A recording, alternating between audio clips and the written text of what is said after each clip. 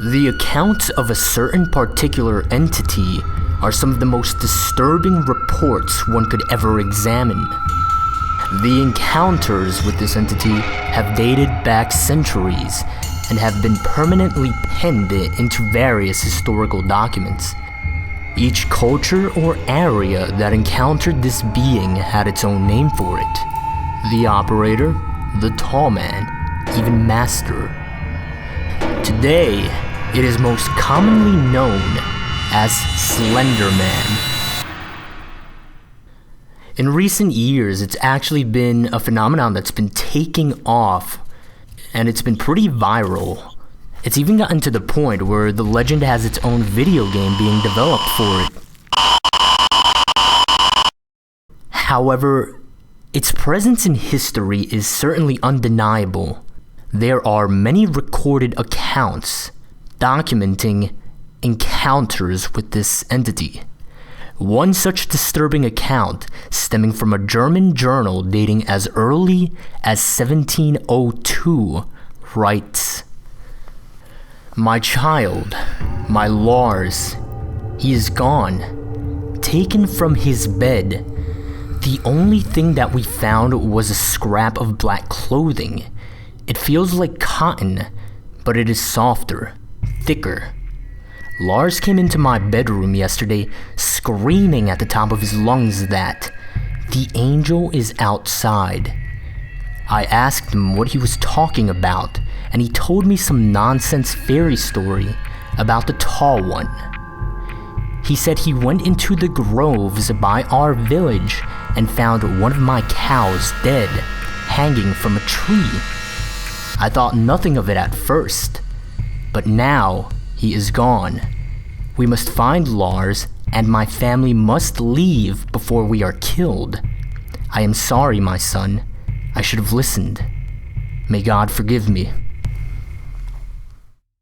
Despite different cultures attributing different names to this being, all descriptions of it share some very common traits. The Slender Man is described as being a tall man. In many reported experiences, it is said to have the appearance of wearing a black suit and maybe even a tie. Now, there's an important distinction to be drawn here.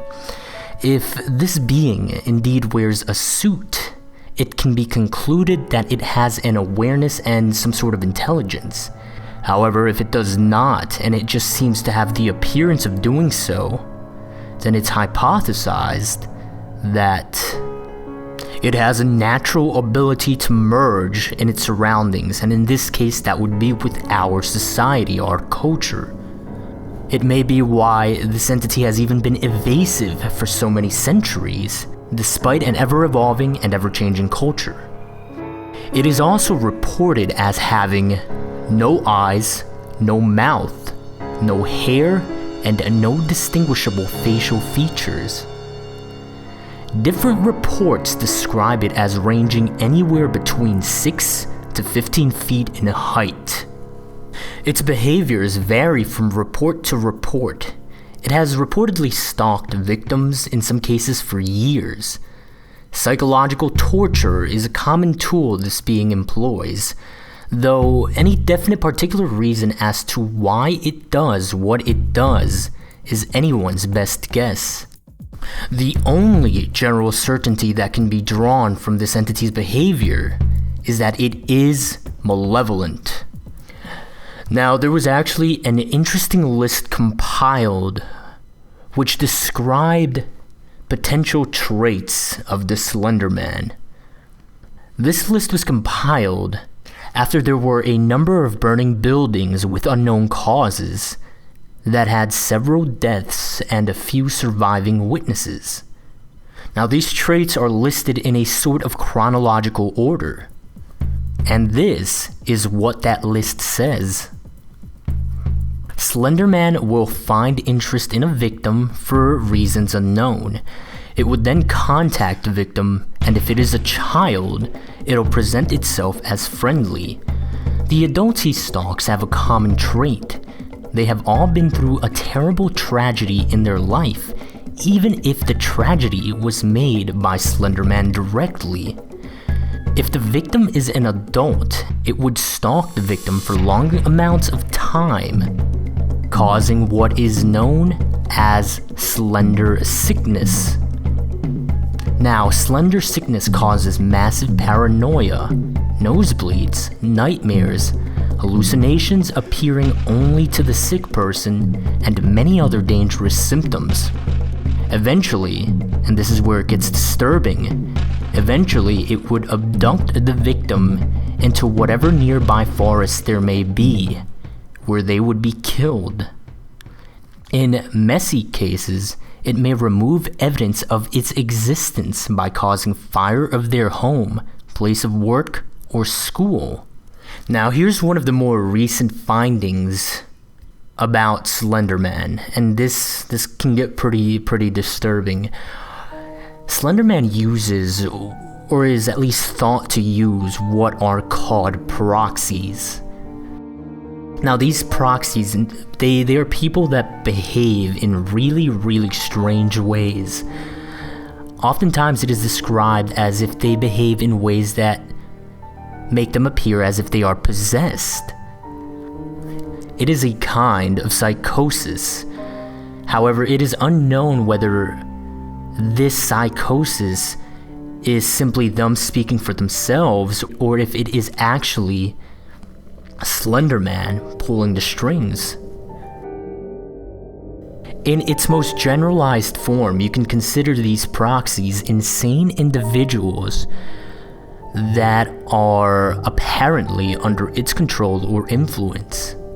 Now, this is because these proxies tend to act based on what this entity might want or need, sort of like servants. Now, the idea is that these people do all the physical interaction for it. Quite significantly here is the idea that they might even destroy or even leave evidence for it.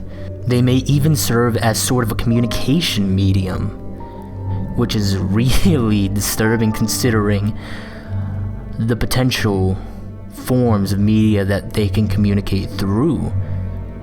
Because this includes creating any sort of electronic media to communicate with whomever they might feel the need to. So it might be possible that there are videos or files out there with communication from it. This idea, it kind of brings you as close as possible to this, as directly as possible as you can get. One final point, you cannot choose to be a proxy. There are reports or accounts in which people have tried where they've wanted to, but it doesn't work that way. In short, it chooses you, you do not choose it. And that, I think, is probably one of the scariest aspects of this entire thing. Apparently there are organizations tracking it, however not much is known about this as one would suspect. In fact, it's even to the point where one of the organizations is literally just called the organization. It's been given aliases such as Optic Nerve, the Unknown Organization, the Bureau, and even the Anti-S-Walker Unit. But all in all, it's just an unnamed organization. One report states that there was an interview with a detective. This detective did not state where he worked from, he only stated that they were based in Washington in the United States. Based on these reports, it is known that the organization pretty much knows about as much as we do when it comes to the Slender Man. However, some extra information includes that they refer to Slender Man as a serial killer whenever they are talking to civilians. They have been researching this entity for many years. They believe he has killed and that he's active throughout the nation, and they do not know how to neutralize him. But beyond that, there is very little known about this organization. There's actually another very interesting foundation that very little is known about. The foundation itself is called SCP. This foundation's initials stand for secure, contain, protect. What they essentially do is they find anomalous objects that are considered not to belong in physical reality or in nature, and they contain them because these objects might be seen as a threat to the stability of our existence.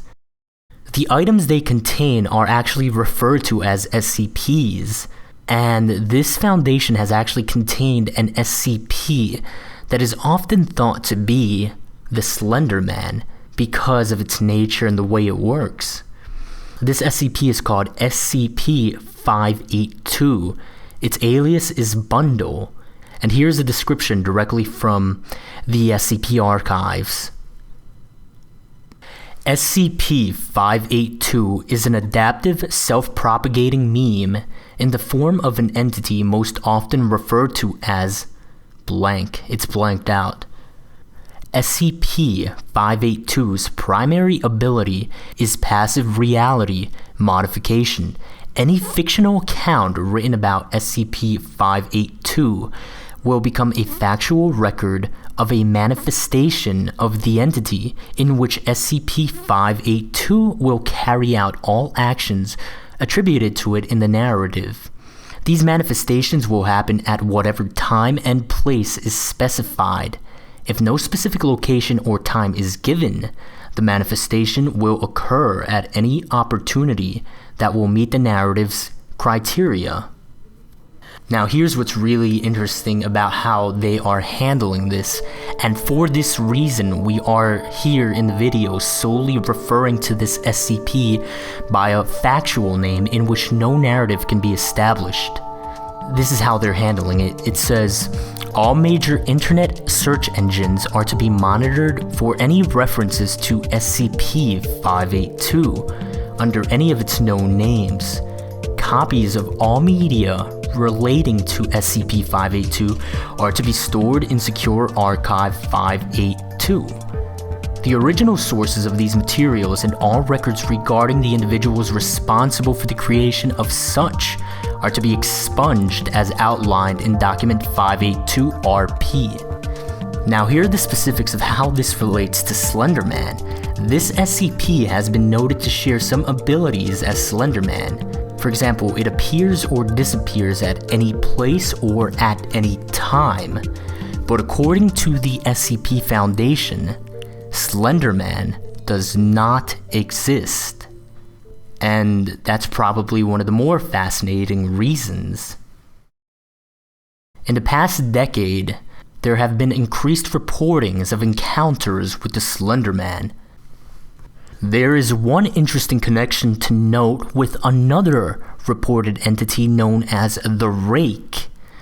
Now, the Rake gives off what is known as sigma radiation. This is a type of energy signature that was unknown when it was first discovered, and it's still under investigation. This energy signature is not exactly radiation, but there was no other way to name it. It was something that was unknown. It was something new.